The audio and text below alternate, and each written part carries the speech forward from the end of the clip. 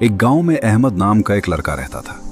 वो पढ़ाई में बहुत कमजोर था और अक्सर इम्तिहान में नाकाम हो जाता था। उसके दोस्त उसका मजाक उड़ाते थे, जिससे वो दिल बर्दाश्ता हो जाता था। एक दिन उसके उस्ताद सर खालिद ने उसे बुलाया और कहा, नाकामी बुरा नहीं, हार मान लेना बुरा है। अगर तुम मेहनत करोगे तो जरूर कामयाब हो जाओगे। अहमद ने इस बात को दिल पर ले लिया।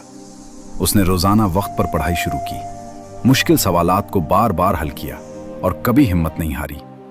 शुरू में उसे बहुत मुश्किल पेश आई, लेकिन वो मुसलसल मेहनत करता रहा।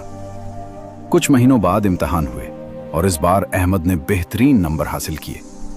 सब हैरान रह गए और जो लोग उसका मजाक उड़ाते थे वो भी उसकी तारीफ करने लगे।